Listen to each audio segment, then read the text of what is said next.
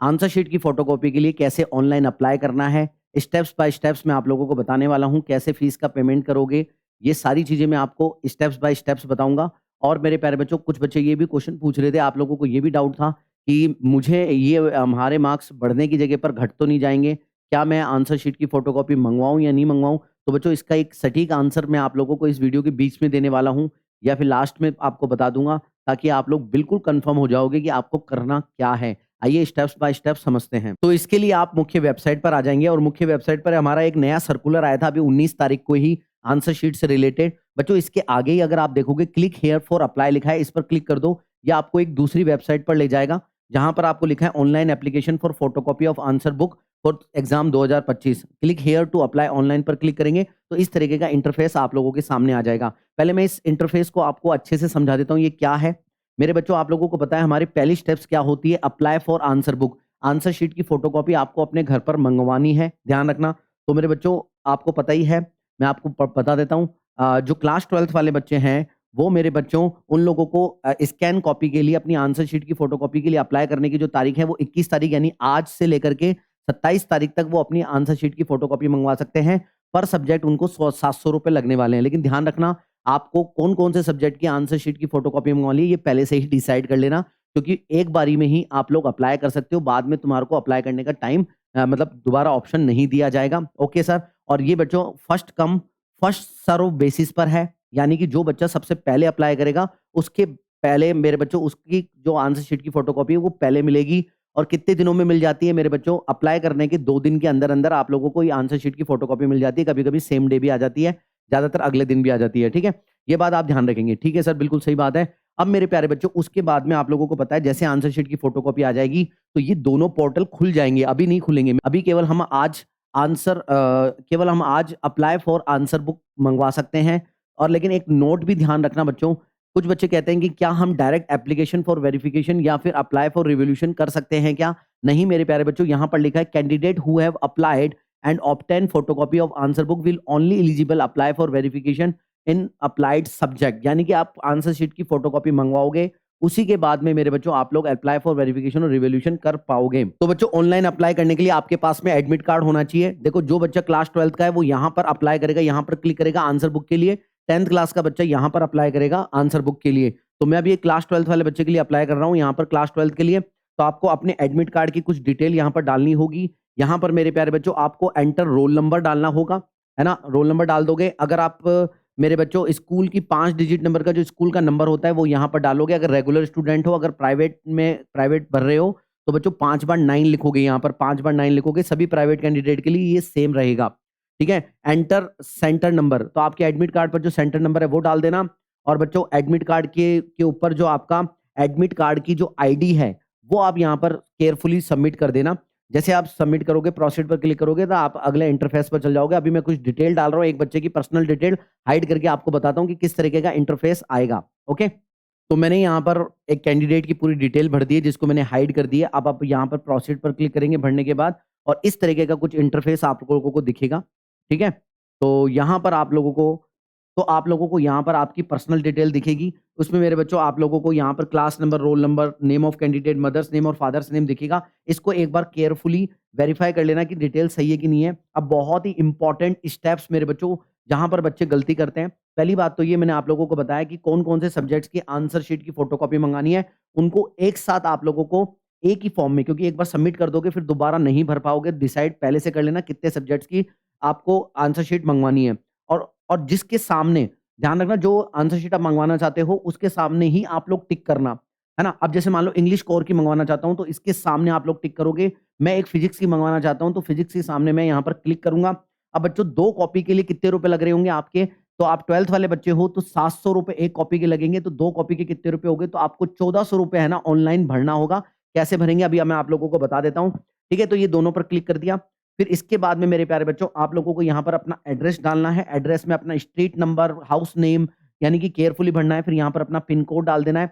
और यहाँ पर मेरे प्यारे बच्चों, यहाँ पर स्टेट सेलेक्ट करेंगे। ऐसे दिल्ली से हो तो दिल्ली क्लिक कर लेना। और यहाँ पर आप लोगों से पूछेगा साउथ दिल्ली कहाँ से हो, तो मान लो नॉर्थ वेस्ट दिल्ली से हैं। यहाँ पर फिर अपना मोबाइल नंबर डाल देना, ईमेल नंबर डाल देना, जहाँ पर आप लोगों को मेल आएगा। फिर उसके बाद में सबमिट एप्लीकेशन पर क्लिक करने से पहले एक बार वेरीफाई क्या करना है, सबसे मेन जो आपको वेरीफाई करना है वो यही करना है कि आपने 2 सब्जेक्ट के लिए अप्लाई करा है और सेम सब्जेक्ट के सामने ही तो टिक नहीं किया है, करा है कि नहीं करा है? हाँ, कर लिया। उसके बाद में फिर आप यहाँ पर सबमिट पर क्लिक कर देंगे और जैसे ही आप सबमिट पर क्लिक करेंगे तो आपको एप्लीकेशन नंबर मिलेगा। उस एप्लीकेशन नंबर को नोट कर लेना है और उसके बाद में आपको फीस का पेमेंट माँगेगा। अब मैं आपको बताता हूँ कैसे आपको फीस का पेमेंट क्या दिखेगा। तो फीस के पेमेंट के लिए आप यहाँ पर क्लिक करेंगे, तो बच्चों इस तरीके से आपको फीस का पेमेंट करना है। अगर 2 सब्जेक्ट थे तो ₹1400, 3 सब्जेक्ट है तो ₹2100 आपको भरने होंगे। अब आपको मैंने बताया था ना कि आपको एक एप्लीकेशन नंबर मिला होगा, उस एप्लीकेशन नंबर को यहाँ पर आप लोग डाल देना। फिर उसके बाद में आप अपना रोल नंबर डाल देना, जो आपका रोल नंबर है और फिर प्रोसीड पर क्लिक कर देना।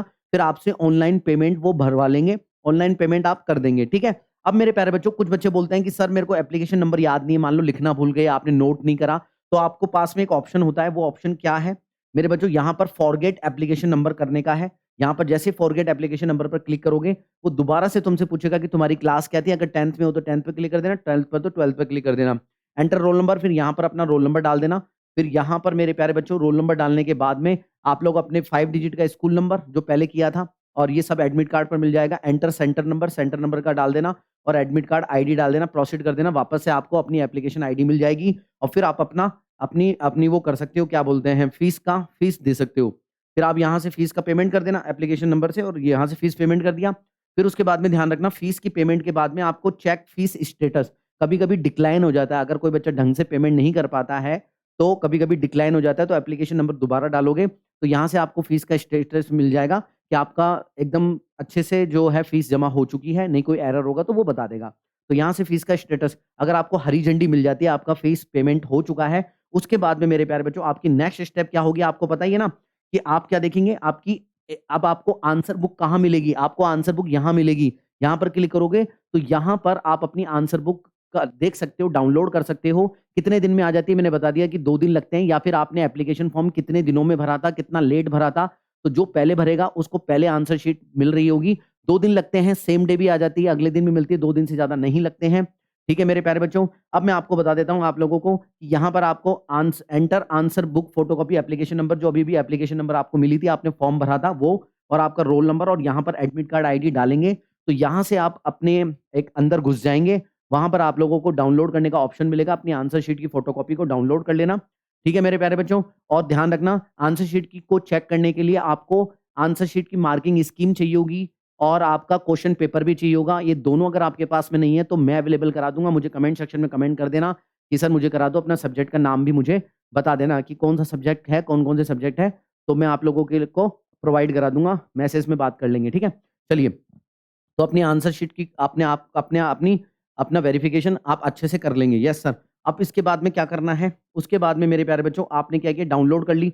डाउनलोड करने के बाद में अब ध्यान रखना, अब अगर आपको लगता है कि मेरी टोटलिंग में गलती है या कोई क्वेश्चन चेक नहीं हुआ है, उसके लिए वेरिफिकेशन के लिए जाना होगा, है ना? और मेरे प्यारे बच्चों अगर आपको लगता है कि आपका कोई क्वेश्चन में कम नंबर दिए गए हैं, दोबारा कॉपी चेक करानी है, तो पर क्वेश्चन के हिसाब से आपको कॉपी चेक करानी है, उसको बोलते हैं री-इवैल्यूएशन।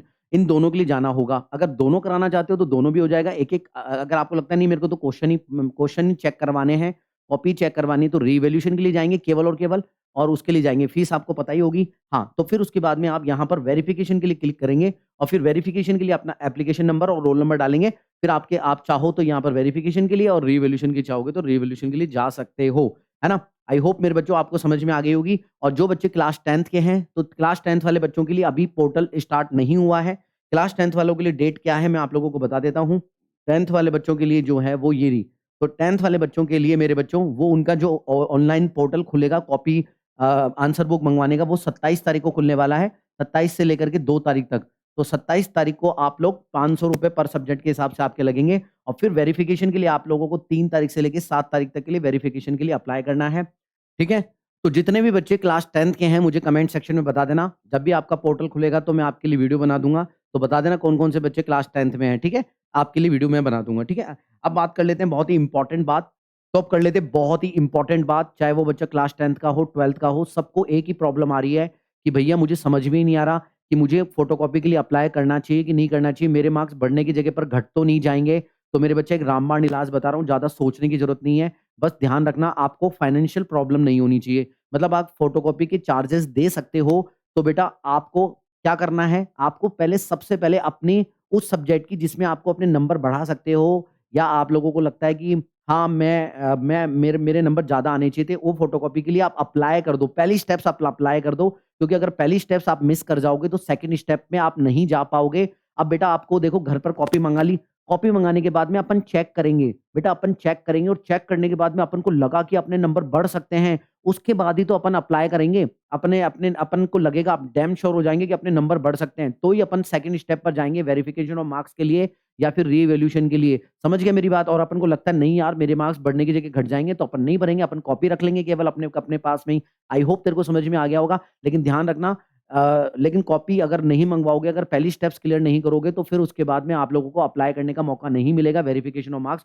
और री-इवैल्यूएशन के लिए, ठीक है? अगर मेरे बच्चों कमेंट बॉक्स में आप क्या कहना चाहते हो, कोई भी तकलीफ है, कमेंट सेक्शन में ज़रूर बताना और लिख देना वी वांट जस्टिस, अगर आपको लगता है कि जस्टिस नहीं हुआ है और कोई भी प्रॉब्लम है बता देना। और आपको मार्किंग स्कीम और अगर आपको क्वेश्चन पेपर का सेट चाहिए, तो वो भी मैं आपको प्रोवाइड करा दूँगा। कमेंट सेक्शन खुला है, ज़रूर बताना। दोस्तों के साथ में शेयर करना, लाइक करना और कमेंट करना बिल्कुल भी मत भूलना। चैनल पर नए हो तो सब्सक्राइब कर लेना। जय हिंद, जय भारत, वंदे मातरम। बाय।